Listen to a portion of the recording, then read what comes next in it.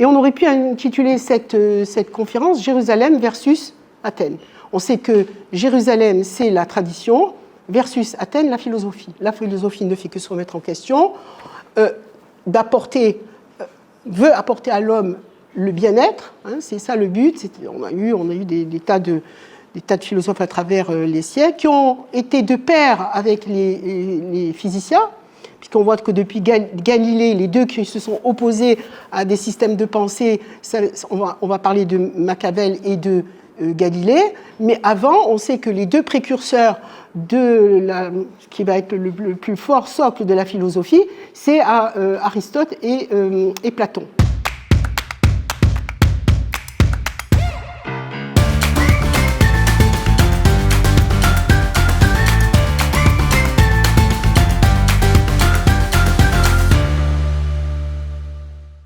Bonsoir, Shavua Tov.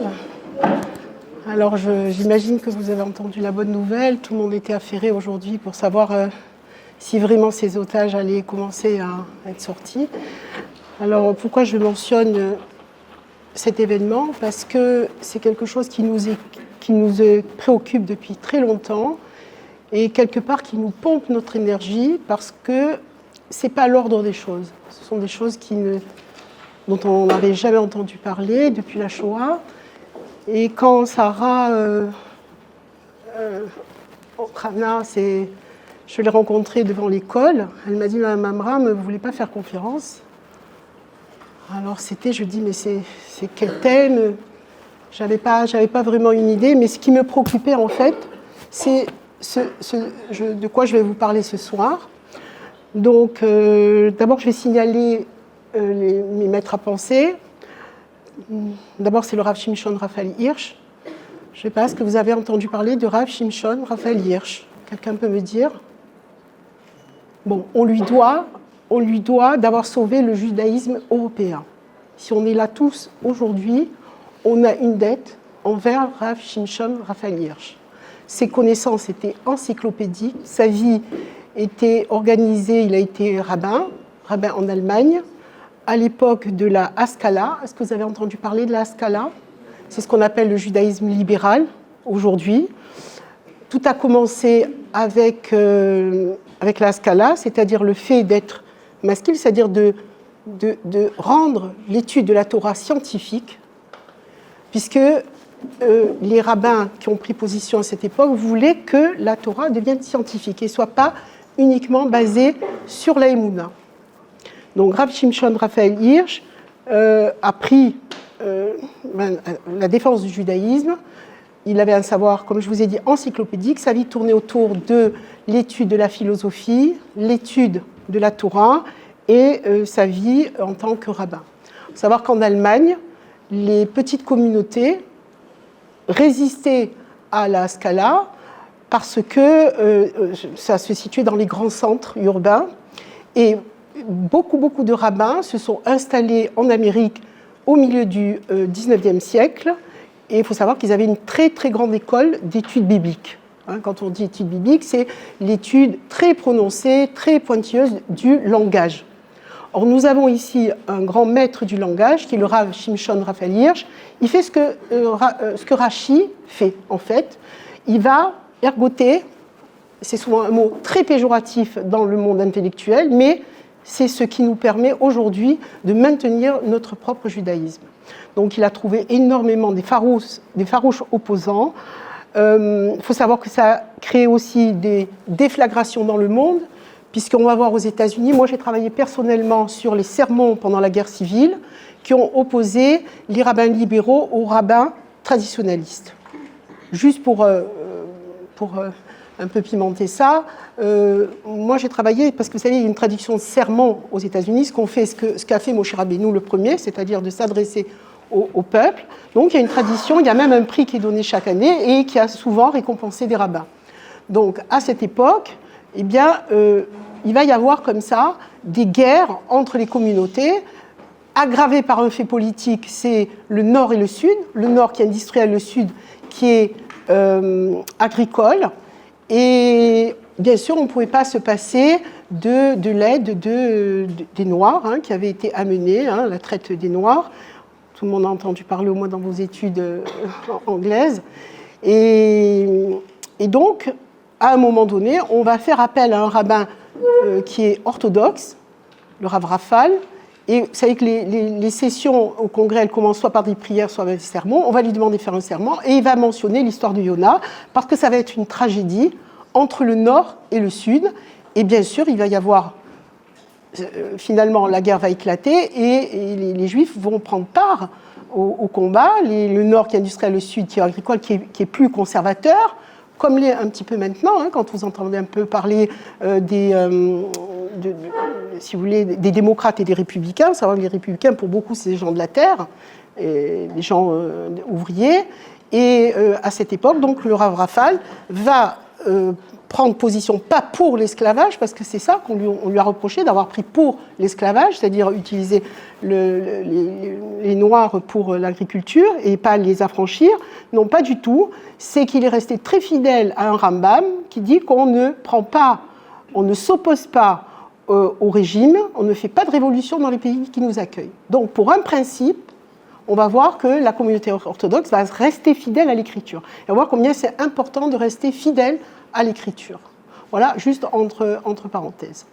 Alors, j'ai parlé de Rav Shimshon Raphaël Hirsch. Un autre auteur qui est un auteur très important, il est encore vivant, bien qu'il a plus de 95 ans, c'est le professeur Paul Heidelberg, qui est un grand philosophe politique, qui a été professeur à Bar-Ilan et qui apporte souvent des réponses, notamment, il a beaucoup insisté sur ce qu'on appelle le relativisme moral dont Israël fait les frais aujourd'hui. Avec toute cette opposition qu'il y a à l'ONU, ne vous posez pas de questions, c'est tout simplement les conséquences de toute la pensée philosophique qui s'est transmise sur des siècles, sur des millénaires même, et on aurait pu intituler cette conférence « Jérusalem versus Athènes ». On sait que Jérusalem, c'est la tradition, versus Athènes, la philosophie. La philosophie ne fait que se remettre en question, veut apporter à l'homme le bien-être, hein, c'est ça le but. On a eu des tas de philosophes à travers les siècles qui ont été de pair avec les physiciens, puisqu'on voit que depuis Galilée, les deux qui se sont opposés à des systèmes de pensée, on va parler de Machiavel et de Galilée, mais avant, on sait que les deux précurseurs qui va être le plus fort socle de la philosophie, c'est Aristote et Platon. Hein, on va parler même d'une philosophie de l'esclavage, c'était admis qu'on pouvait avoir des esclaves noirs, donc on sait que même aux États-Unis, on s'appuyait sur une philosophie de l'esclavage. Donc on voit combien la pensée a circulé et a forgé les civilisations dans lesquelles nous vivons aujourd'hui encore. Donc voilà, ça c'est le deuxième auteur. Et puis bien sûr, on va avoir bien sûr nos références. J'ai essayé de vous les sous les yeux, comme ça vous pouvez les suivre. Donc on aurait pu on va articuler cela à la philosophie du serpent en premier lieu. Ensuite, nous parlerons de Rav Shimshon Raphaël Hirsch, la vision du monde, ce qu'on appelle la Weltanschauung, une analyse linguistique, puisque Rav Shimshon Raphaël Hirsch, comme je vous ai dit, est le maître du langage. Donc, il va nous montrer un peu de quelle manière on peut concevoir le monde. Ensuite, nous parlerons de l'art de la connaissance du bien et du mal, le Etzadat Tov Hara. Et enfin, donc le relativisme moral, qui est vraiment en pleine expansion à notre époque, et on peut le comprendre à travers toutes les manifestations pro-palestiniennes que nous avons, dont on nous a, même en France, hein, avec Sciences Po, c'est-à-dire c'est vraiment l'idée que tout se vaut. Voilà. Alors on pourra mentionner le wokisme. Malheureusement, il faut savoir qu'à la tête de ces mouvements, le wokisme, la papesse, c'est une juive. Hein. Donc, vous voyez, quand on n'est pas dans notre mode de pensée, on est forcément et on excelle avec les autres. Hein, voilà. On a des gens très intelligents, et bien sûr. Voilà. Et enfin, nous continuerons avec l'idée d'égalité, puisque vous entendez toujours, tout est ramené à l'égalité. L'égalité des sexes, l'égalité devant la loi, ça se comprend, mais en fait, amener à ce que la femme ait le même salaire. Vous voyez, tout, l'égalité. Cette idée d'égalité, et qui va donner la notion d'égalitarisme, c'est Aristote et Platon à qui on le doit, deux aristocrates, hein, qui auraient pu après tout, ne pas penser dans ce sens, mais oui, parce que quelque part, ils ont voulu mettre quelque chose de plus abstrait que des idoles, que les idoles de l'Olympe. Donc on a apporté d'autres croyances, finalement, qui sont aussi des croyances. Hein. Voilà, on les évoquera. Et bien sûr, on finira par une conclusion de Zwikolitz. Zwikolitz, son père était la Chavruta du Chazon Ish, je crois que vous avez entendu parler, qui a été un grand maître à Bnei Brak, et qui a connu les maîtres du Moussar, et qui a beaucoup traîné dans l'Yeshiva University au milieu des philosophes, qui a écrit un livre qui est très important, c'est Confrontation. C'est la pensée de Rav Soloveitchik, qui a été un très grand philosophe et professeur à l'université. Et on le connaît pour traîner, pour discuter avec les étudiants, et qui est resté très fidèle à sa foi et qui a été très, très impliqué dans la construction de l'État d'Israël. Il a choisi, comme beaucoup, d'aller participer, de lutter contre le mandat britannique. Et puis, je ne pourrais pas dire s'il a participé à des exactions, je ne le crois pas. Mais en fait, il a été vraiment parmi les intellectuels de la création de l'État d'Israël. Voilà. Alors, pour commencer, nous allons un petit peu voir ce qui se passe avec cette fameuse Weltanschauung, c'est-à-dire les conséquences de Etz Hadaat, d'avoir goûté du fruit interdit. Donc, c'est dans la partie centrale de Bereshit. On va voir, bien sûr, ce qui nous intéresse aussi, c'est le monde qui est créé, Bereshit bara, Elohim, ces notions de création. Mais au centre, on va voir naître ce qui sera plus tard les descendants, ce qu'on appelle les Homo sapiens. Les Homo sapiens, c'est celui qui est doté d'esprit, pour ceux qui font du latin, plutôt qui est capable de discerner. Mais nous, on est un peu plus que cela, puisque à partir du moment où l'homme va goûter de l'art de la connaissance et du bien, va rentrer en lui la notion de libre arbitre. Voilà. Donc, pourquoi c'est intéressant, pourquoi on revient à cette philosophie du serpent, c'est qu'on sait par Rashi, c'est pas dans le texte, qu'il va pousser Chava, il va la pousser, et elle va toucher l'arbre, et il va lui dire, tu vois, tu as touché, tu n'es pas morte, tu vas manger, tu ne vas pas mourir. Alors, quand on reprend le texte, rien n'est dit, on dit simplement que le serpent, je le lis en français pour ceux qui ne sont pas hébraïsants, le serpent, il était rusé.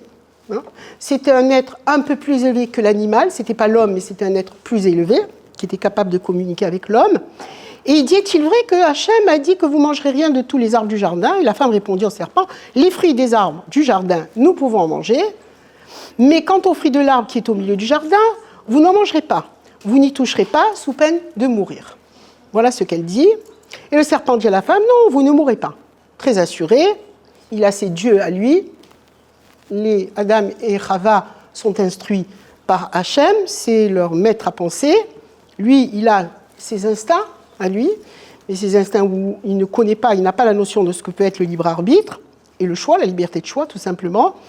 Et il dit, vous n'en mangerez pas, vous ne toucherez pas sous peine de mourir. Et le serpent, donc, il dit, vous ne mourrez point, mais Hachem sait que du jour où vous en mangerez, et c'est ça qui est intéressant, vos yeux seront dessillés, vous serez comme Dieu, connaissant le bien et le mal. Voilà le but de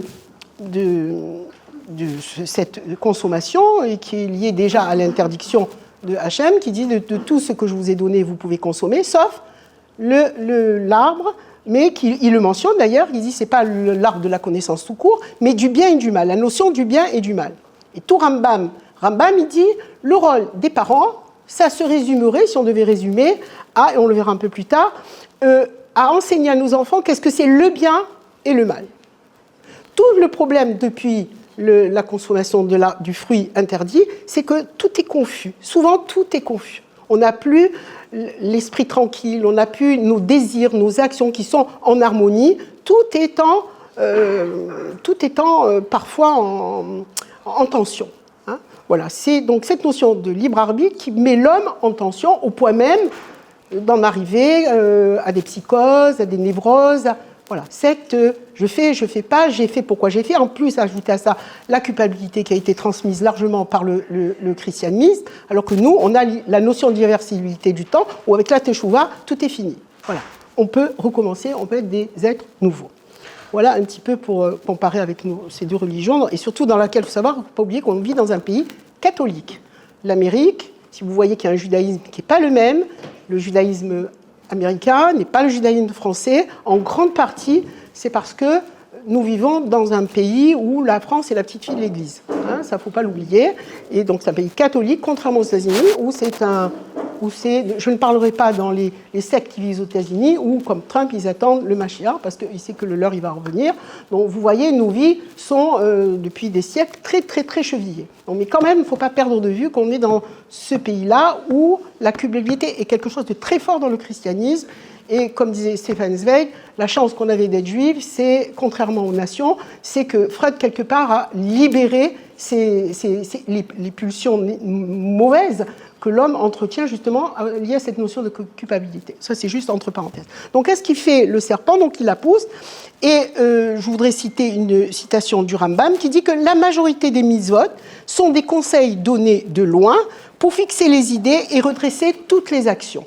Hein, ça veut dire Rambam, c'est dans le Sando Yad HaChazaka, Ilchot Temura, c'est, si vous voulez les faire référence, allez, je vous dirai. Donc en termes ordinaires, cela signifie que les mitzvot, proprement dit, peuvent se trouver à plusieurs stades au niveau des conséquences. Par exemple, si la Torah nous interdit de consommer des graisses interdites, hein, lors de la Shrita, vous savez qu'il y a des graisses qu'on élimine, eh bien, au début, ça ne fera peut-être rien, mais sur le long terme, on va perdre, comme disait le Rambam, nos objectifs de notre idéal. Notre idéal tel que nous le donne la Torah et nos maîtres, hein, qui nous dirigent, parce qu'il ne faut pas oublier que la part des maîtres est très importante, eh bien, on va, si vous voulez, s'écarter par la vera, par la consommation qui va dans l'autre sens de cet idéal que l'on doit atteindre, justement nous faire reculer par rapport à cet idéal.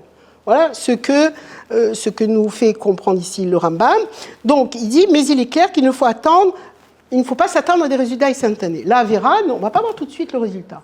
Or, dans la compréhension du serpent, il va lui dire, mais l'erreur de Chava, quelque part, si on peut dire une erreur, ce qui va poser un petit peu les jalons pour les barrières que l'on a avec les mitzvot, c'est qu'elle va dire quelque chose, Hachem il va dire vous n'en mangerez pas, mais elle a dit il ne faut pas le toucher. Donc comme il ne faut pas le toucher, donc il ne faut pas le manger. Elle a compris, elle avait très peur de la mort, elle n'avait aucune idée, c'est quelque chose qu'il ne connaissait pas encore. Donc l'erreur, si vous voulez, d'appréciation, même le chet, on parle du chet de Adam Arishon, il faut savoir qu'Adam, c'est à la fois Adam et Chava, hein, mais c'est deux complémentarités, hein, c'est ça ce qui fait Adam. Donc la faute de Adam, puisque tous les deux sont concernés, puisque c'est elle qui va encourager son mari à goûter aussi, c'est en fait, ils vont faire une erreur, ce qu'on appelle le chet, c'est plutôt, quand quelqu'un commet un chet, il va porter un korban, un khatat qui est lié à une misa qui n'est pas bémézide, elle est plutôt béchogeg. Donc le khat, c'est plutôt pas un péché proprement dit, mais plutôt une erreur d'appréciation, si on peut leur donner un peu de circonstances atténuantes. Donc de la même manière, on va en déduire un principe, que la misva goreret misva, mais que l'avera goreret avera. C'est ça, tous nos chachamim prennent ces principes et nous les transmettent. Donc cette vision du système des mitzvot et de son fonctionnement, elle a été rejeté par le serpent. Et c'est ça ce qu'on appelle la Weltanschauung, ça a été sa propre vision du monde. C'est-à-dire qu'à une faute, il devrait y avoir tout de suite, une réaction qui aurait amené la mort. Or, c'est quelque chose qu'on n'est pas dans les pensées d'Hachem, justement. Hachem, il a dit, mes pensées ne sont pas vos pensées. C'est-à-dire qu'il y avait un projet. On le voit dans l'étude linguistique de Rav Shimshon Raphaël Hirsch, combien le sens du langage est très important. Il dit, elle a un revers, cette Weltanschauung, dans le sens où un peu de vue adopté non seulement par le serpent, mais aussi par les méchants à travers les âmes. Vous allez regarder les juifs, tout ce qu'ils font le bien, mais regardez ce que ça leur rapporte. Ou même les propres juifs qui disent, à quoi ça sert tout ça? Et ça, si vous voulez, c'est l'opinion du méchant parce qu'il ne connaît pas l'objectif. Il vit sans objectif. Toute la différence avec quelqu'un qui vit selon des valeurs, c'est qu'il a fixé des objectifs du couple, des objectifs de famille, des objectifs liés au pays dans lequel il vit. Il a des objectifs de vie. Hein. Mais lui, enfin, ce qui est aussi le rachat, c'est il voit tout de suite. Ah, souvent les gens vous disent, mais regardez tout ce que je fais, combien je fais de mitzvot, et regardez ma vie, comme s'il devait y avoir une conséquence directe. Or que là, on apprend qu'il n'y a pas de conséquence directe. Tout est dans le long terme. Tout. Regardez, cet événement va faire que, autant ils étaient dans un monde idéal, ils vont se retrouver ou à devoir travailler la terre, avant ils avaient tout à leur portée. C'est-à-dire qu'ils ont voulu eux-mêmes être leurs propres maîtres. Voilà, en réalité, ils ont voulu s'approprier, on va le voir dans la notion de pensée, s'approprier quelque part la pensée. Or, ils n'avaient pas accoutumance avec la pensée d'Hachem. C'était encore... Alors, ils avaient des grandes... ils n'étaient pas pris par leur désir, et ce qui va être l'objet du désir, ils vont devenir eux-mêmes l'objet du désir, hommes et femmes. Vous voyez, ça veut dire plus cette harmonie qui fait que les choses se passent de manière paisible. Au contraire, il y a toujours un système de tension qui va naître avec cet événement. Donc, Chava, un autre exemple, c'est qu'il a analysé le serpent que si quelqu'un goûte un poison bémézine, volontairement, et quelqu'un qui a pris un poison sans vouloir, la mort, c'est la même. Il va se dire, eh bien, que c'est exprès ou pas exprès, le résultat est le même. Il va analyser le monde en termes de résultats. Et toute notre société, on fait confiance à quelqu'un qui gagne énormément d'argent dans le business. On ne va pas dire peut-être, il a beaucoup de chance par rapport à des gens qui ont de l'éthique et que peut-être c'est pour ça qu'ils ne réussiront pas. Mais on ne sait pas. Tout ça, c'est parce qu'on perd de vue toujours le projet. Donc, qu'est-ce qu'elle a vu, Chava, puisqu'elle a dit qu'elle a vu que c'était bon, elle a été prise par la vue. Elle a vu que l'arbre était beau. Et en général, ce qui est beau, c'est beau. Voilà. Et en général, quelqu'un qui va mourir, donc c'est là où elle a été prise un petit peu à son piège, c'est quelqu'un qui va mourir, il va perdre lentement l'usage de la vue. Il va perdre l'essence. Or là, elle va voir que l'arbre il est beau, qu'il ne se passe rien, elle a touché, elle n'est pas morte, elle va manger pour elle. La parole d'Hachem, c'est une autre histoire. Donc, ce qu'on voit ici, et ce qui est important, c'est que le serpent a perverti l'essence. Toucher, c'est pas manger. Et c'est ce qu'on voit aujourd'hui. Vous avez des gens qui vont vous raconter des tas de choses, je ne sais pas, sur une maladie, mais qui n'ont jamais mis les pieds dans un hôpital. Ils ne savent pas. Ils ne savent pas, ils diront « Oh, ben j'ai lu ça ». Ils vont devenir sachants par leurs opinions, par ce que la rue elle dit, et pas forcément par ce qui est la réalité. Donc, vous voyez, on est souvent troublé par l'essence. Et c'est ça qu'il a fait, il a perverti l'essence. Et c'est pour ça qu'on dit que sa Weltanschauung, elle était tordue, parce qu'elle n'allait pas dans le sens du projet divin. Alors, l'étude de Pirkei Avot, en général, quand vous commencez l'étude de Pirkei Avot, vous lisez toujours un passouk, Kol Israël, Yesh Lehem, Chelek, Leolam Haba. Tout Israël a sa part dans le monde futur. Alors, le monde futur, donc, on a déjà une croyance qu'il y a un au-delà, qu'il y a un autre monde. Hein, et c'est intéressant, je ne sais pas s'il y en a qui font de la physique qui font de la physique, études physiques. On a maintenant, depuis la physique quantique, on se rend compte qu'il y a des choses qu'on ne voit pas, parce que pour longtemps, on a parlé de l'observation de la nature à travers les sens. Ensuite est venu Galilée, puis avec la notion de rationalisme, on s'est un peu écarté de la notion des sens, juste avec notre intellect, on suppose, mais ceux qui travaillent en physique quantique, ils disent que maintenant, eh bien, cette idée de nature, la compréhension du monde, elle est au niveau des statistiques. Ça veut dire qu'il y a ce qu'on ne voit pas. Hein, on lui doit à Einstein le système, la relativité, mais lui, ce n'était pas le terme qu'il utilisait. Donc maintenant, on est passé, regardez, on a fait un pas, puisque justement les philosophes travaillent en général avec la science, avec les scientifiques, et puis ils viennent vous dire, vous voyez, tout est relatif. Alors à partir de là où on a dit tout est relatif, on fait de l'essentialisme, vous entendez souvent, l'essentiel c'est que, vous entendez ça, l'essentiel c'est qu'on fait tous de l'essentialisme, on fait tous du relativisme moral. Et puis, il n'y a pas tellement longtemps, je parlais avec quelqu'un et je disais, justement, je vais la mentionner, la journaliste Glick, c'est une fille qui travaille pour le Jérusalem Post, et elle disait, on sait que Pollard est resté 30 ans en prison parce qu'on voulait à la Maison-Blanche que le juif, c'est celui qui est le Judas. Comme ce sont des chrétiens, sont des chrétiens, ils ont voulu garder Pollard 30 ans pour dire, regardez, voyez les juifs, il ne faut pas compter sur lui. Alors que pour les mêmes affaires, Il aurait dû rester 5 ans, pas plus. Alors la personne, elle me dit, mais Madame Amram, mais vous, parce que vous aimez bien Israël, vous êtes juif, vous pouvez le dire comme ça. Vous voyez ce que c'est le relativisme moral? On ne voit pas les faits, on ne voit pas pourquoi c'est arrivé comme ça, on ne veut pas le savoir. On va vous dire tout de suite, ah mais Madame Amram, vous, c'est normal, vous défendez Israël. Vous voyez où le relativisme moral, il est dans chacun de nos cœurs. Chacun sombre dans ce... Justement parce qu'on est envahi par les médias. Et c'est ce qui a fait, comme aux États-Unis, que vous avez des gens qui étaient devenus libéraux, ceux qui étaient conservateurs. Et vous voyez la même guerre en Israël, qui a été financée, on le sait maintenant, par des Juifs américains, parce que, sans prendre à la Cour suprême celle qu'on a décriée pendant des dizaines d'années, on a dit que c'était la moins démocratique au monde. Je vous parle des lawyers, des gens qui sont spécialistes des lois, disaient que c'était la moins démocratique. Pourquoi ? Il n'y a pas de, si vous voulez, il n'y a pas de constitution, donc c'est ramené à des juges qui sont cooptés. Bon, je ne vais pas m'étendre là-dessus. Enfin, ça nous a valu quand même cette guerre où le monde, justement, jubilait de nous voir nous désaimer, voilà, en quelque sorte. Mais je resterai. Donc il dit que le Olam Haba, c'est aussi le monde à venir par nos actions. Il n'est pas le même. Kol, Israël, Yashlaim, Chelek, le Olam Haba, le monde qui vient devant nous. En fonction de mes actions, en fonction des choix de ma vie. Il y a aussi un monde devant moi. Hein? Voilà ce qu'on peut dire de la vision du serpent. Alors, pour prendre... Vous avez un proverbe, je crois que vous l'avez tous. La fournaise pour l'argent, c'est la deuxième partie. La fournaise pour l'argent, le creuset pour l'or, et l'homme est prisé par sa réputation. Voilà ce que dit Michelet, voilà ce que dit Shlomo Ameler, celui qui a écrit les proverbes.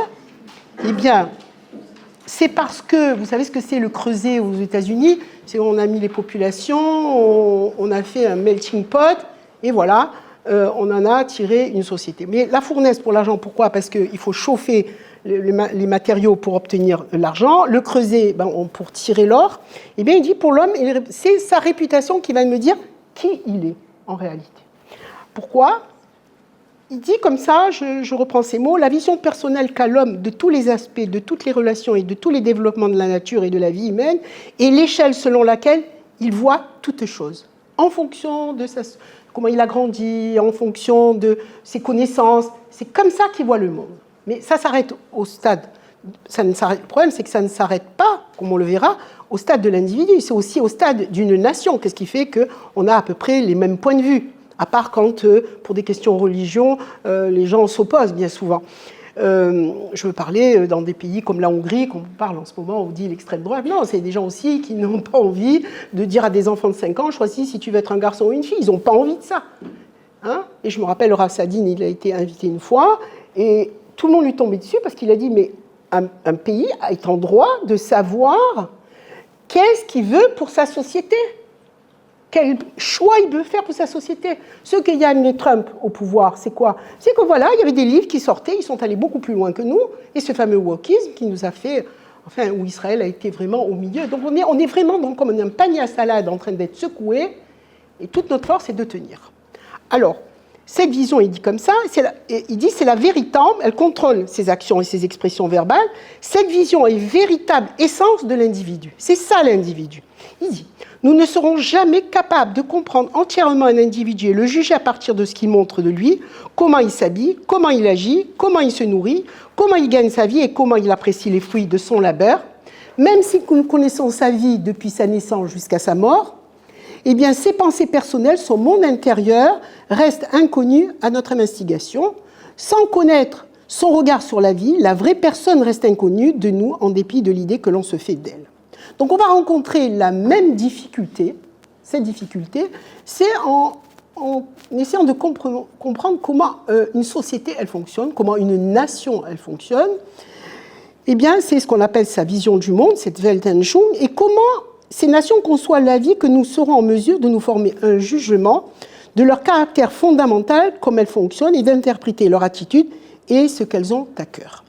Alors, tous les autres facteurs, l'origine, les combats, l'histoire, tout ça, c'est périphérique. Hein, c'est pas ça qui fait l'essence d'une nation. L'essence d'une nation, c'est comment elle voit le monde.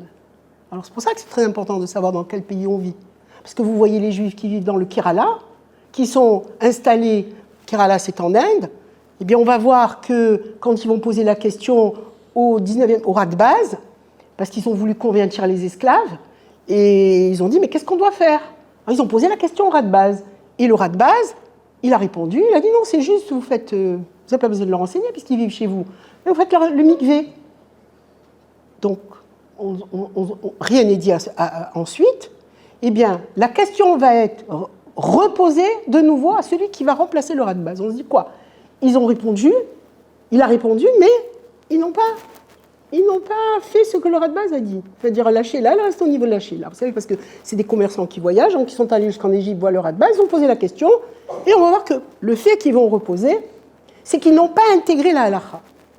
Le cadre de la halakha, c'est ce qui a fait qu'à ce jour, Ashkenaz, Séfarad, enfin les Juifs du monde entier, se retrouvent, bien sûr avec le Shulchan Aruch, avec le Rambam, tous les condensés de la halakha, mais eux, qui sont venus après la destruction du premier temple, n'ont pas connu la Gemara et la Mishnah. Donc ce n'est pas leur référence. Ils sont restés sur des systèmes d'être juifs avec leur connaissance primitive et surtout avec l'idée de Touma et de Tara, parce qu'à l'époque, ils vivaient près des rivières pour se tremper dès qu'ils avaient touché. Ils sont restés avec les Touma et Tara qu'on appliquait du temps du premier temple. Donc comme ils n'ont pas uni la Mishnah, alors ils sont restés, ils n'ont pas compris qu'il fallait poser ces questions. C'est-à-dire que la halakha a été posée, répondue, et qu'il fallait acquiescer. Donc, il dit une chose qui a, maintenant, nous allons rentrer un peu plus dans ce qu'on appelle le laboratoire linguistique de langue. Si on prend le verbe avoir, il n'y a pas, si on voit, on analyse le verbe avoir, que ce soit en anglais, en allemand, en français, vous savez que c'est des racines latines, on n'a pas trop de difficultés avec le verbe avoir. Mais il suffit de prendre le verbe être pour commencer à rencontrer des difficultés. Or, c'est un concept, le verbe être, qui s'applique aussi bien aux êtres qu'aux parfums. On va définir, il est, hein, vous voyez comment on va définir quelqu'un à partir du verbe être. Et si on le prend en allemand, par exemple, il faut le voir en contexte pour dire, attention entre guillemets, le verbe avoir, en latin, il veut dire aussi, il a d'autres sens en latin, mais nous, on dit qu'on est des êtres cupides, mais le verbe avoir, c'est aussi arracher, c'est un sens beaucoup plus violent dans le sens, si vous voulez, la connotation. Pour reprendre le verbe être, eh bien, vous avez, si je dis ist en allemand, il est, ist, il mange, pour ceux qui font de l'allemand, ist, vous entendez pareil. Donc il faut aller vers le contexte, vous voyez, c'est différentes linguistiques au niveau des sons, pour dire il mange. C'est où il est, où il mange. Vous voyez, on doit le voir en contexte. C'est pareil. Nous, si on va prendre le verbe être, on va le voir justement dans la création du monde, comment Kadosh Baruch Hu a donné la xéra de la création, Ve'haya haolam, il fut, et voilà le monde. Eh bien, voilà ce que nous allons trouver avec le verbe être. Il faut savoir qu'en latin, le verbe être, on le connaît, par exemple, cogito ergo sum. Je pense, donc je suis. Sauf que sum, ça veut dire, aussi en latin, j'existe. Et on va voir que nous, on ne peut pas adhérer à ce cogito ergo sum. Je pense, donc je suis. Nous, on va lui donner un autre sens. Vous allez voir pourquoi c'est très important, parce que tout ça, vous l'apprenez, faites de la philo, faites des lettres, et on croit qu'on est dans le même mouvement, et souvent on est mal, parfois, avec ce qui en vient. Il dit la source romaine de l'étang, le fait d'être, s'étend au fait de manger, et qui veut dire le fait de manger. Non, ça c'était pour ist. Ça c'est Descartes. À part, alors donc, on reprend, il dit à part en contexte, donc ce verbe avoir, nous, on le met de côté, on va le prendre maintenant dans le langage hébreu. Nous, on a à part en contexte, on peut comprendre le verbe, le premier qu'on voit apparaître dans Bereshit, c'est Aya. Hein. Aya, pour nos sages, cela fait référence à quelqu'un de moral. Si on dit de quelqu'un Aya ou Aya Kacha, il était comme ça, alors il a quelque chose de moral. C'est toujours associé à une morale. Vous voyez, c'est pas le fait qu'il est, c'est associé que c'était quelqu'un qui... Et d'ailleurs, on dit Kol Makom chez Neymar Aya, Mitrilato Veat Sofo ou Tzadik. Ensuite, on dit Kol Makom chez Dekarbo Aya Roeolam Chadash, il voit le monde comme quelque chose de nouveau. Et ensuite, le même terme Chadash, Kol Makom chez Neymar Bo Aya, c'est mitfarnes, c'est-à-dire qui nourrit, qui donne à manger. Vous voyez le sens de Aya, comment il a une connotation morale. Vous voyez, ce n'est pas l'essence de la personne, mais si vous voulez, on associe sa valeur. On a un autre mot, même si le monde change de manière perpétuelle, il prend les défis. Voilà, l'homme juif affronte. Il affronte. Ce qu'il disait Rav Svikolis, il a écrit un livre qui s'appelle Confrontation. Il dit qu'est-ce que c'est un peu l'identité du juif? Il confronte et en même temps, il se retient. Il sait se retenir vis-à-vis des abominations, mais il se confronte. Un peu comme Yaakov qui a affronté Akadosh Baruch Hu. Hein, l'homme juif, l'homme, c'est quelqu'un qui affronte. Voilà. Donc, et c'est ce qu'on appelle l'optimisme juif dans Vehaya. Et puis, il y a une autre forme, c'est Vayehi, Vayehi Bimei Achashverosh. Ça a une connotation négative, puisqu'on sait qu'il va y avoir quelque chose qui va se suspendre au-dessus de l'histoire du peuple juif qui se trouve à cette époque en Mésopotamie, et qui va être l'histoire de Esther. Hein, on commence Vayehi, on nous prévient, c'est un peu de Beethoven, hein, il va se passer quelque chose. Donc en général, c'est ça. Ensuite, vous avez, dans les mêmes si vous voulez, ce que fait Rabbi Shimshon, il reprend les racines et le changement d'une voyelle, mais vous avez alors que tous les lieux. Vous avez ensuite Hege, ce qui est pensé. Et c'est pour ça que c'est très important d'associer tous ces termes être, toutes ces déclinaisons, et ensuite, nous avons le mot Chaya, Haya, Chaya. Celui qui vit, par la pensée, il est vivant. Donc, Haya, on passe d'un guimel à un chet. Donc, vous voyez, toutes ces digressions qu'on fait en linguistique, elles sont là pour nous donner toutes les facettes de ce qui serait le étant. Hein, voilà. Et tout ça, tout être est niché dans un processus de pensée. Voilà ce qui nous explique Rav Shimshon, c'est que tout être est lié dans un processus de pensée. Tout étant a été conçu par la pensée avant son développement. La pensée est à l'origine primitive, c'est l'étant pensé. De manière plus précise, donc voilà, cogito ergo sum, je pense donc je suis. Nous, on devrait dire quoi? Cogitor ergo sum. Je suis l'objet de la pensée, alors j'existe. Or, la pensée, on sait que quand Hachem a créé le monde, ça a été au stade de la pensée, la matérialisation de la pensée avant même qu'il prononce les mots, et Bara, il a créé. Vous voyez? Pourquoi c'est important de comprendre l'origine des concepts qu'on utilise très souvent. Alors pour ceux qui parlent hébreu, ils ont cette chance on sait que même le monde a été créé par les lettres, donc on n'a pas idée un petit peu dans quel monde on va par rapport au monde que les philosophes nous ont proposé depuis plus de 2000 ans. Alors, le concept juif du langage exprime le fait de l'existence objectivement réaliste, donc ce qu'on appelle le cogitor ergo sum. Je suis pensé, donc je suis. Mais mon Haya, et celui de tout être, est un hege qui devient réalité, une pensée qui se réalise, qui nourrit. Hein, quand Akadosh Baruch Hu a créé le monde, il nourrit la terre, il donne la pluie en son temps, il donne donc les notions. Donc tout est lié. Sans aucun doute, tout étant, tout ce qui est présupposé la pensée, le penseur, c'est Akadosh Baruch Hu, c'est le maître du monde. C'est la pensée d'Hachem, dont la pensée qui est devenue réalité, donc ce fameux Haya qui est devenu Hege. La pensée juive tourne autour d'un monde rempli de manifestations divines, tout ce qui existe, tout ce qui s'offre à la contemplation de l'esprit, qui pense est en réalité la pensée révélée d'Hachem. La Torah n'a pas pensé nécessaire de parler quand elle a créé le monde, elle dit je vais vous parler de Dieu, mais parce qu'aucun esprit, comme disent ceux qui étudient le Tanya, aucune pensée ne peut le saisir. C'est pour ça que Adam Arishon ne pouvait pas aller dans la pensée d'Hachem, parce que personne n'a hérité de cette pensée. On est le fruit de cette pensée, mais nous-mêmes, on ne saisit pas cette pensée. C'est ce qu'il dit, aucune pensée ne peut le saisir. Mais d'enseigner que le ciel et la terre sont les créations d'Hachem, donc Bereshit bara Elokim et Hashamayim veret, et de reconnaître cette relation unique dans toutes ces manifestations. Je ne vais pas rentrer dans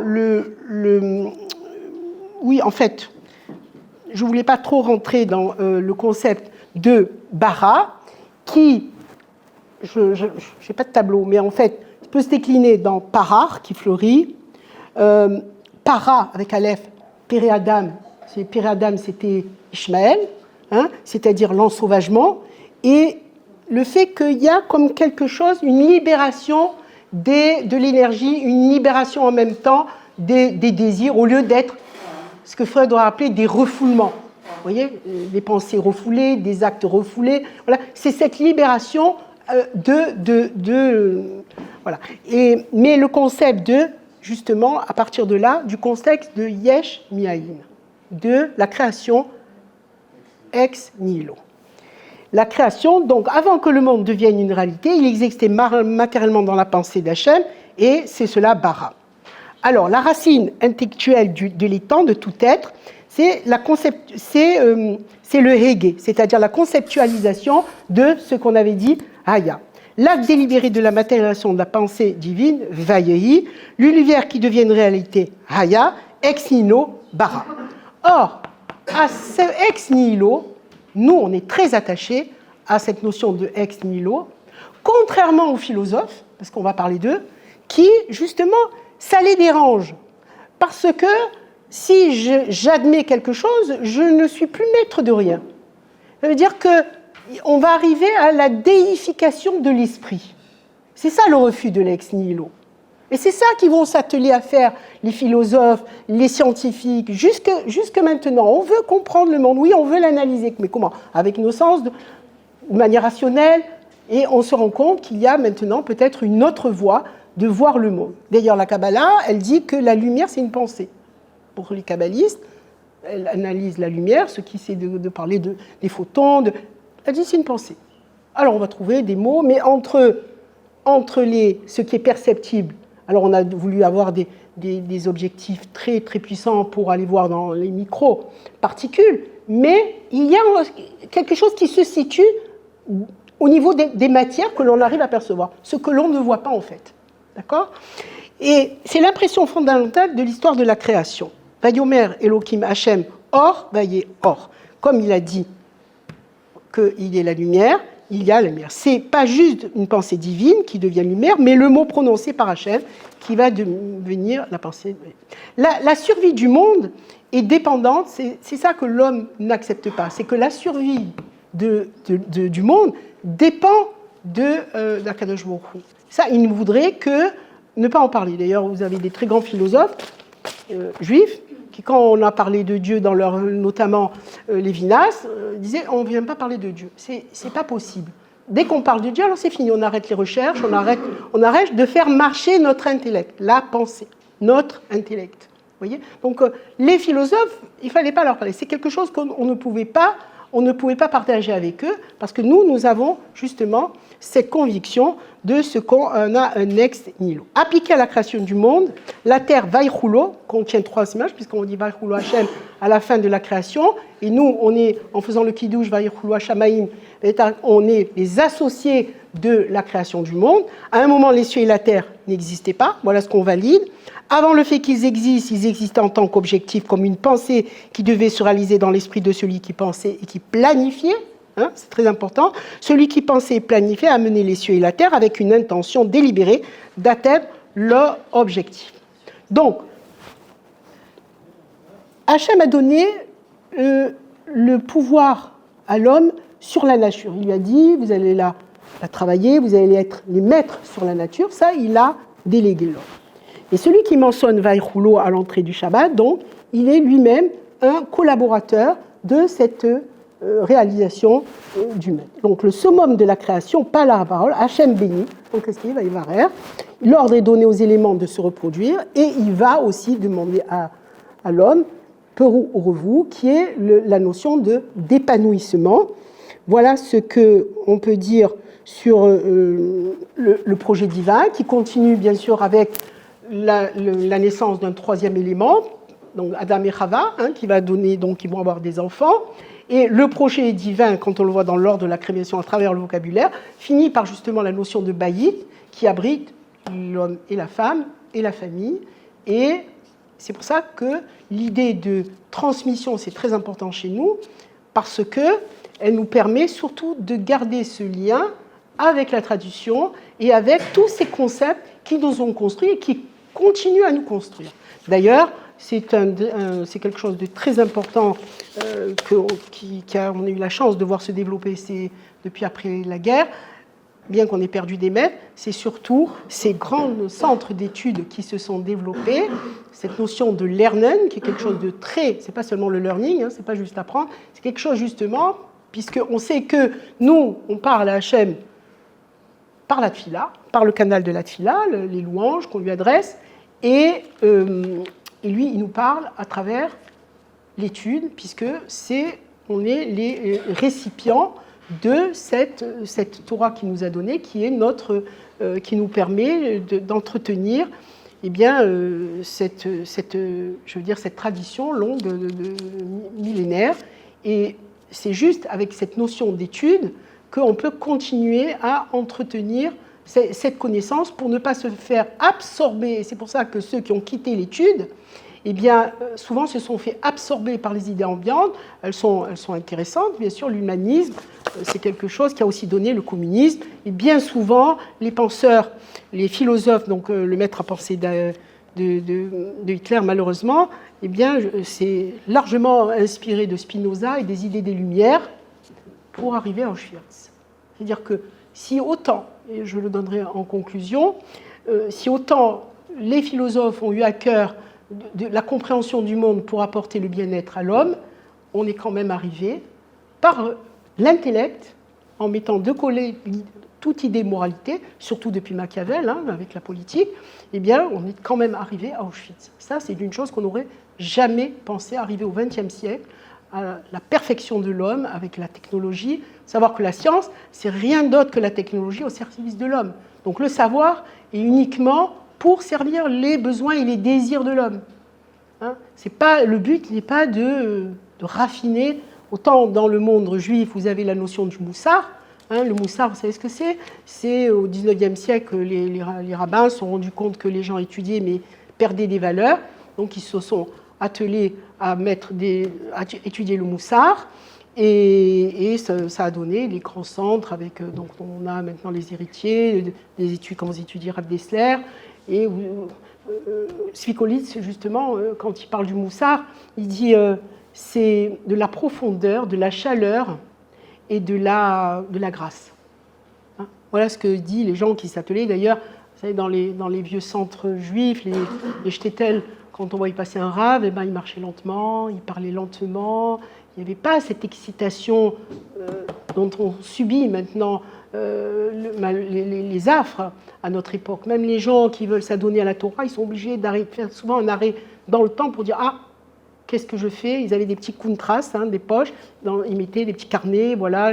Il y avait cette volonté du raffinement. On ne peut pas représenter le maître du monde dans la violence verbale, dans les relations violentes, dans les comportements violents, le langage violent qui casse. Vous voyez, on ne peut pas. Vous voyez, c'est pour ça qu'on a eu tous ces mouvements qui se sont chargés justement du raffinement du caractère. Enfin, pour revenir à l'art de la connaissance, Adam il fut créé avec des facultés. Non seulement il possédait le libre arbitre, mais ses sens, sa mémoire, ça veut dire sans connaître encore ce que c'était la notion de bien et de mal, bien sûr, mais sinon, l'interdit n'aurait pas eu lieu d'être. Le bien et le mal est lié à un art donc, de la connaissance. Donc, Adam, il a subordonné les fonctions de l'esprit à l'appel de ses sens. Comme sa femme lui a dit, elle l'a poussé, elle lui a dit il est bon, elle a jugé qu'il était bon, lui, il a écouté sa femme, donc il a été, si vous voulez, il a mis ce caractère élevé de l'intellect au niveau des sens. Mais autrement, il n'a subisé aucune tension dans ses pensées, dans ses désirs et ses actions. Donc Rava, elle est attirée par la beauté, et le serpent, lui, il ne fait que suivre sa trajectoire comme il est construit et venir, si vous voulez, quelque part briser cette sérénité qui régnait donc dans le jardin, dans le Gan Eden. Alors, voilà ce que dit le serpent quand il va s'adresser à Rava. Il lui dit, et il faut paraphraser, j'arrive pas à trouver mon mot. Il dit, tu ne mourras pas, on ne meurt pas. Il faut savoir que le fait qu'il ait poussé le serpent, qu'il ait poussé contre l'arbre, eh bien, c'est Rachi qui le dit. le texte ne le dit pas, c'est pour permettre de vivre en père. Il lui dit, en fait, tu as envie d'être comme un enfant qui dépend de son père et de sa mère, en tout cas de son père. Tu n'as pas envie par toi-même de penser. C'est ça un petit peu la séduction du serpent. C'est ça qui nous séduit souvent dans nos vies. Est-ce qu'on n'est pas capable de penser par nous-mêmes? Certains vous diront, oh, pourquoi je vais demander à un rave? Je suis capable de penser par moi-même. Tout le monde se le dit d'ailleurs. Qui ne se le dit pas? Celui qui n'a pas l'habitude de vivre en compagnie d'un rave, il ne comprend pas ce que ça veut dire. Il veut dire, mais moi je peux penser par moi-même. Oui, mais alors tu vas avoir tes mérites et le rave, sa possibilité à lui, c'est qu'il il reste objectif. Nous, on est pris par nos subjectivités. C'est pour ça que souvent c'est très difficile de répondre. Moi, je pourrais rester et vous raconter combien dans ma vie, la question posée au rave nous a permis de franchir des étapes incroyables. Et quand nous n'avons pas posé la question, on le regrettera encore aujourd'hui. C'est ça, c'est ça. Le rave est le maître de la connaissance. Or, qu'est-ce qu'on fait dans notre société aujourd'hui? Tout se vaut. Ce qu'ont voulu les philosophes, c'est dire, vous voyez, tout se vaut. Et c'est pour ça que, quand vous allez en Eretz Israël, moi, il m'est arrivé de lire un petit peu, justement, un livre de Paul Heidelberg. Il a écrit ce livre qui s'appelle Démophrénia. Il dit, un Palestinien, un jeune Palestinien qui va assassiner un autre Palestinien, un jeune Israélien, ils ont 15 ans tous les deux. Qu'est-ce qu'on va vous dire? C'est une querelle d'ados. Ils sont ados, ils ne sont pas matures. Mais est-ce qu'un grandir de la même manière que l'autre? Voilà ce que c'est le relativisme moral. Encore une idée qui a été émise par la Cour suprême, c'est que vous avez un soldat qui, quand il va faire son armée, va avoir une solde. Il va gagner pendant 3 ans de quoi acheter ses cigarettes, de quoi un peu vivre. Mais comme il a le même âge qu'un arabe israélien qui ne fait pas l'armée, et l'autre aussi va avoir sa solde. Est-ce que la situation de l'un, c'est la situation de l'autre? C'est ça que décide la Cour suprême. Alors, je ne vais pas faire le procès de la Cour suprême, mais c'est, si vous voulez, c'est le droit qui émane, pour une bonne partie, de Rome. C'est pas... Alors, bien sûr, il y a le droit coutumier, parce que malheureusement, quand il y a eu l'attentat à Bar Ilan, ils étaient en train de mettre au point ce qui serait la constitution israélienne de demain. Mais en attendant, leur façon de fonctionner, c'est beaucoup le droit romain, c'est beaucoup le droit américain. Vous voyez? Donc, quand vous entendez des infos, les médias qui viennent vous dire, essayez de dire, est-ce que je peux réfléchir par moi-même un peu? Justement, là, est-ce que je peux réfléchir par moi-même? Vous voyez un petit peu?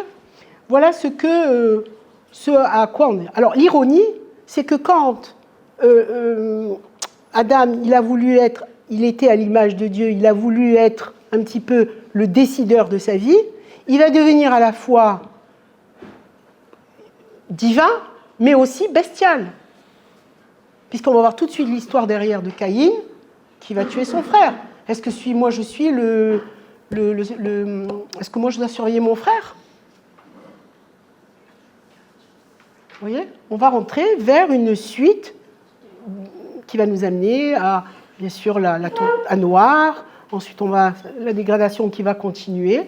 Mais aujourd'hui, est-ce que vous pensez que si Abraham il avait été dans l'ère du temps, on aurait le monothéisme qu'on a d'aujourd'hui? Est-ce que vous pensez, si nos prophètes avaient été dans l'ère du temps, on n'aurait pas pu mettre des crans d'arrêt à la sauvagerie, à la barbarie des civilisations?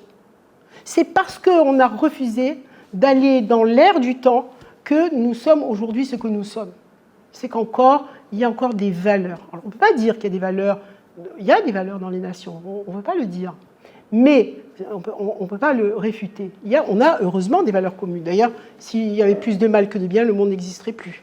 Il y a encore du bien. Mais il y a aussi du bien, il y a aussi la chokma. Et on vous dit, s'il y a de la Torah chez les nations, ne le crois pas. S'il y a de la chokma chez les nations, tu le crois. Mais de la Torah chez les nations, non, pas possible. Parce que nous, on est, si vous voulez, dans cet objectif, comme on l'a dit, qu'on est dans l'objectif que Akadosh Baruch Hu a pensé pour ce monde, on est justement dans cet objectif-là. Et nous, on est là, pas pour les plaisirs de ce monde, qui sont utiles, bien sûr. D'ailleurs, le fait qu'on a quitté le Gan Eden, on veut toujours revenir au Gan Eden. Ça, c'est quelque chose que l'on recherche, la notion du plaisir. Vous avez un livre qui est très intéressant, qui est les 5 niveaux de plaisir, qu'a écrit Rav Weinberg, qui sont les plaisirs à consommation, l'amour, les convictions, la créativité et la transcendance. Voilà les différents niveaux de... Donc, si quelqu'un ne trouve pas sa vie agréable, il veut changer de vie.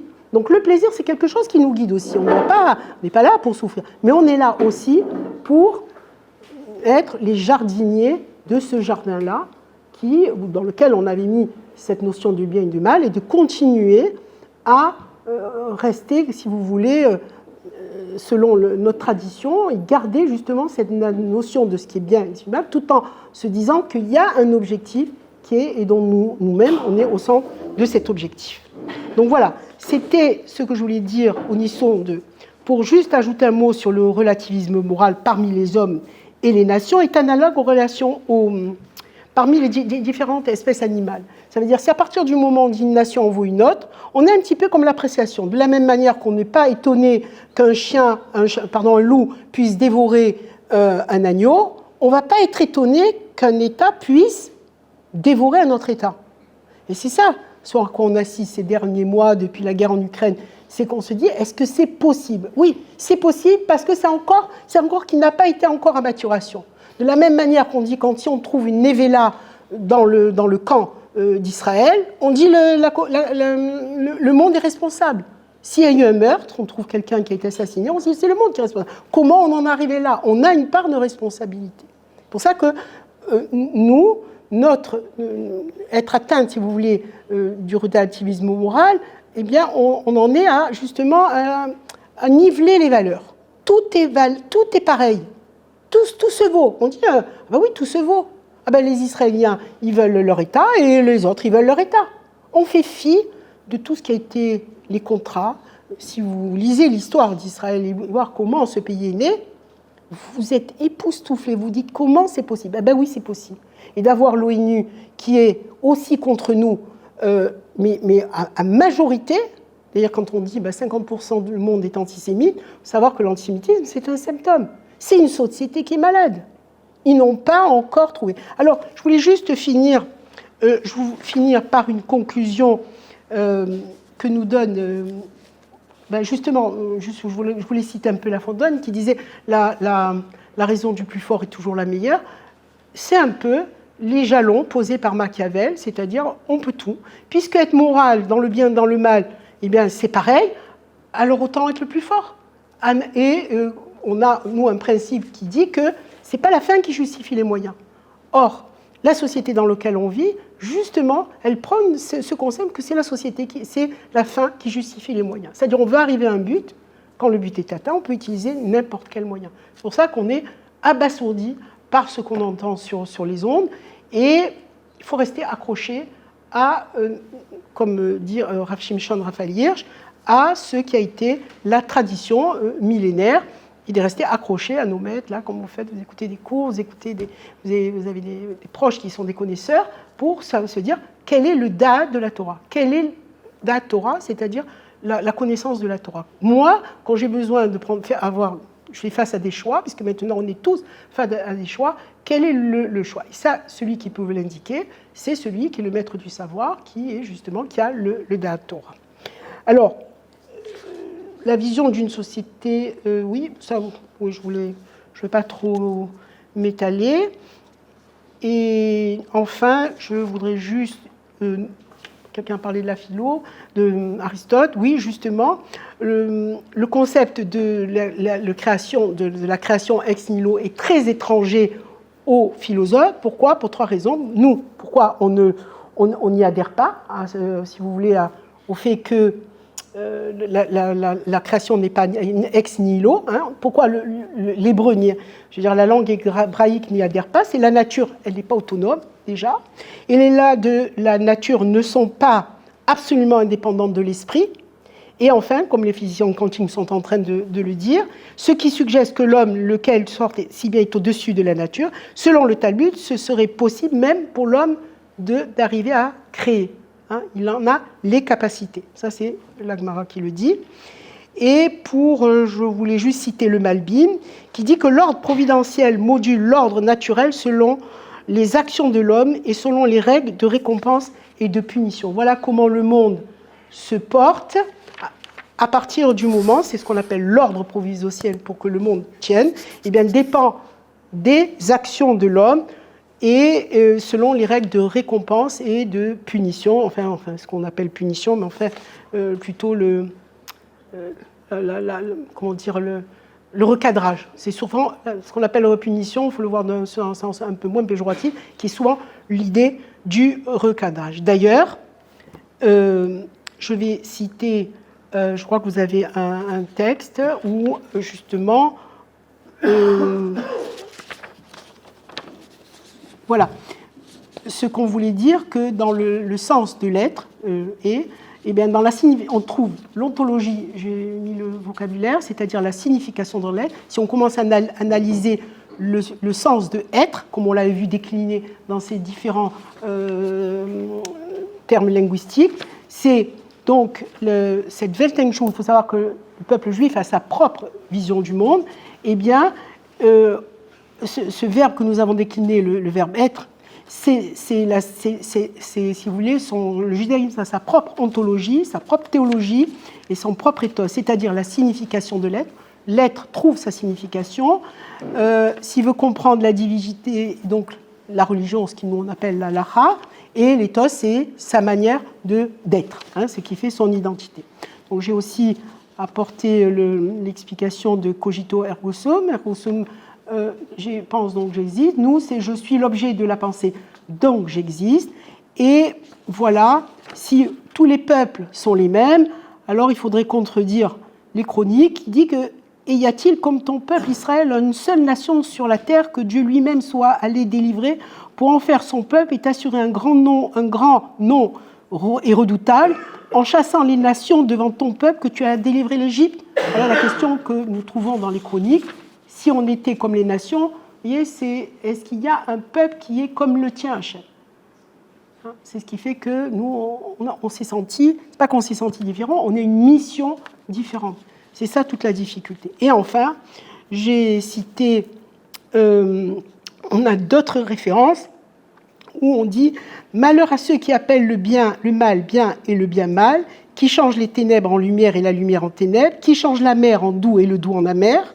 Malheur à ceux qui sont sages à leurs propres yeux et intelligents suivant leur opinion. » L'opinion, c'est est-ce qu'on est des moutons? Est-ce qu'on pense comme les autres? Malheur à ceux qui sont vaillants pour boire du vin et des gens de bravoure pour mêler les boissons fortes, qui innocentent le méchant, donc on voit leur comportement, si souvent sous l'emprise de l'alcool, qui innocentent le méchant pour un cadeau et refusent au juste la justice qui leur est due. Voilà ce qu'on peut dire. Je vais donner juste la conclusion de Zvi Kolitz, et qui dit « La gloire du judaïsme est la principale vision du monde, car le judaïsme, comme les autres nations, a sa propre vision du monde. C'est alors que l'espoir que l'humanité est d'amener un changement dans l'homme en changeant le monde. Le judaïsme aspire à provoquer un changement dans le monde en opérant un changement chez l'homme. » Vous voyez, la question n'est pas la même. Le monde de Esav, c'est un monde qui construit le monde, parce que c'est un monde qui a besoin d'être construit. D'ailleurs, si on veut parler des Lumières, Rav Shimshon Raphaël Hirsch a dit que quand même, avec les Lumières, je ne parle pas de la Scala, mais Voltaire, Montesquieu, les grandes idées des Lumières, on a amené la démocratie, mais la démocratie nous a permis de vivre quand même notre judaïsme, contrairement aux pays totalitaires, égalitaires et totalitaires, qui sont allés contre les croyances pour le bien commun. Donc, on ne jette pas l'eau avec le bébé. La démocratie, oui, elle a apporté la liberté de culte, mais tout notre travail à nous, c'est de nous confronter aux idées qu'elle véhicule pour pouvoir rester libre. Voilà. Si on peut conclure.